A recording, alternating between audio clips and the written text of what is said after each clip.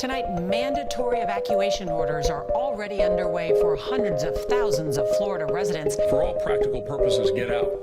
Right now. This is devastating. This will cause mass power outages for a long time. A mandatory evacuation has been ordered. Please leave this area. The west coast of Florida, particularly Fort Myers, Charlotte Harbor, Tampa Bay region, extremely sensitive to storm surge. Fort Myers now added to the potential danger zone.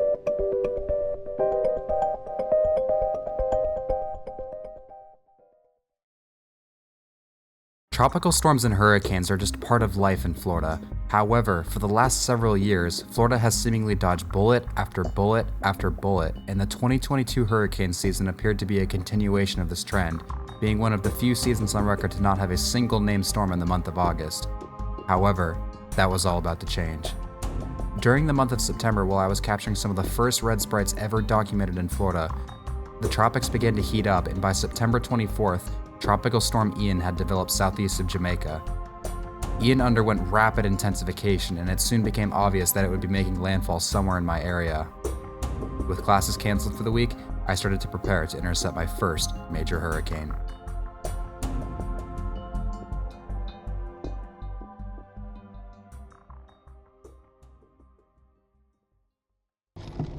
As dawn broke on September 28th, I woke up to the terrifying realization that Ian had strengthened significantly overnight. I felt my stomach sink as I read the text from the National Hurricane Center. Sustained winds of 155 miles per hour. Ian was on the edge of becoming a Category 5 hurricane. When I had left home, I had expected Ian to be a Category 3 or maybe a low-end Category 4 hurricane. Reading those words invoked that overwhelming sense that I was in over my head. Looking back, I probably should have abandoned the chase at this point, but I thought I had come this far, I wasn't going to turn back now. Conditions began to rapidly deteriorate as Ian approached the coast. The force of the wind was dramatically increasing as the eye drew closer. You could feel it in the air that a monster was drawing near.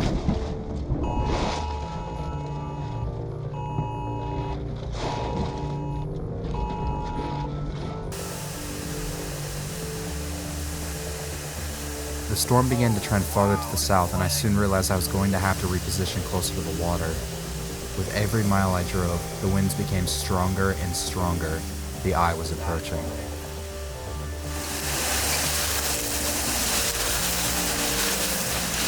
Making it hard.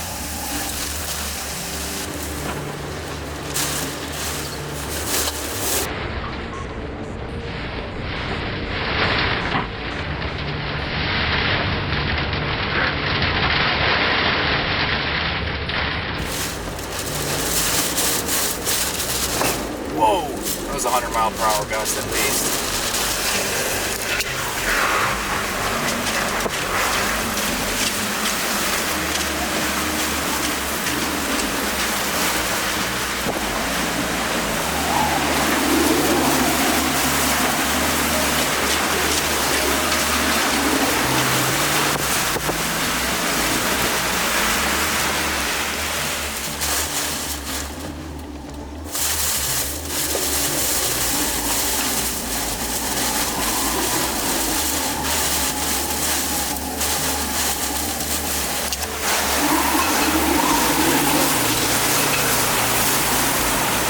Directly in the eye wall now. The eye of it is like maybe a mile or two that way.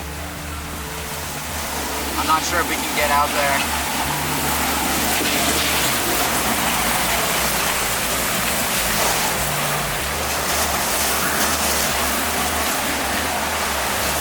Yeesh, those things are coming down. Whoa!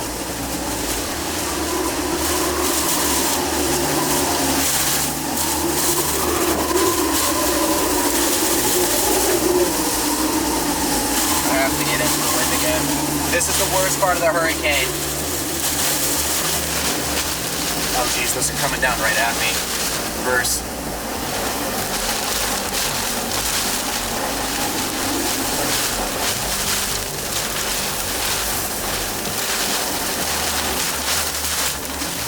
So close.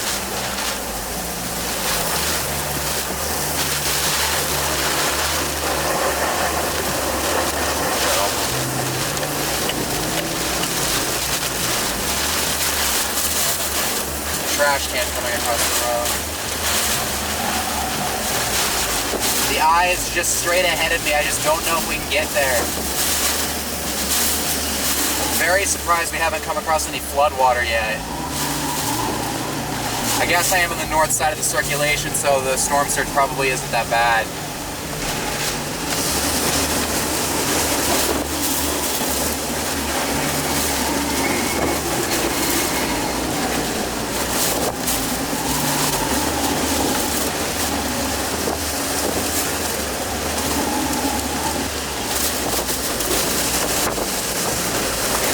Go, go, go, go, go, go, go.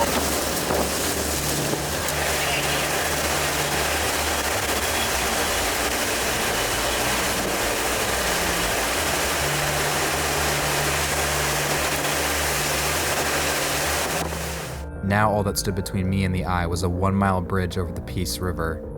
I waited for the eye wall to slowly move farther north, and as soon as there was a break in the wind, I drove over the bridge into Punta Gorda.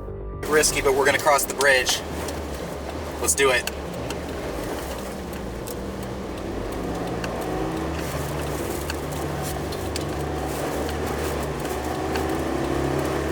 Let's let up a little bit. Hopefully we can get past it.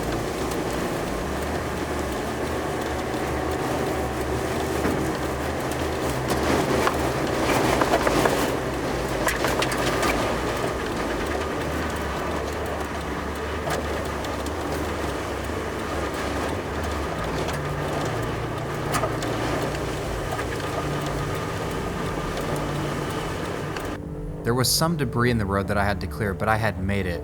I was in the eye of a Category 4 hurricane. As a chaser and someone who has always been obsessed with meteorology, this was a surreal moment for me. I just kind of stopped and took it in. Although the stadium effect was not visible, it was still incredibly humbling to be in the middle of one of nature's most powerful storms. After meeting up with a buddy of mine, I started to make my way back the way I came through what I expected to be the rapidly weakening backside of the eye wall. I was completely caught off guard as I drove back into Punta Gorda and was immediately slammed with 100-mile-per-hour winds again. It didn't seem possible, but the winds seemed even stronger than before. Can't see anything. An impressive burst of convection on the backside of the eye wall had maintained the intensity of the hurricane. It was now impossible to drive. All I could do was just stop and try to ride it out. I literally can't go out, like I can't drive at all. Look at this.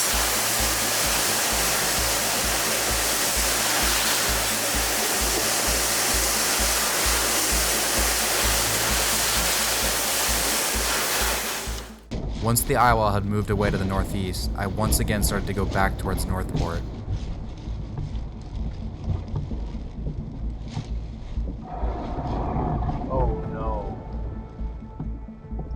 This was the moment the chase ended and everything changed. The Peace River was overflowing into Punta Gorda and was blocking my escape route.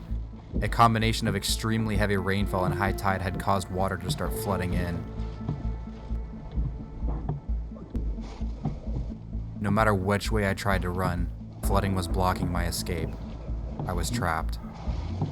In that moment, I knew I was in trouble and needed to stay calm and act fast. I had two options. I could either try and cross over the bridge on I-75 northbound with a still hurricane-force wind gust, or try to find high ground. I ultimately decided to try and look for high ground.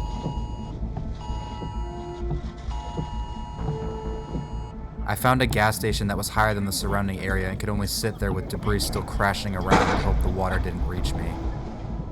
I would periodically get out and check to see how high the water was getting, but there was almost nothing else I could do to help the situation. I got back and shut the car off. All I could do was wait for low tide. Several hours passed before I'd again make a break for it, this time over the I-75 northbound bridge. It soon became obvious that I had made the right call waiting to cross, as several semis had tried leaving too early and had turned over. I cleared the bridge and knew I was finally free of the trap Ian had left me in. However, just to my south, hundreds more would not be so fortunate.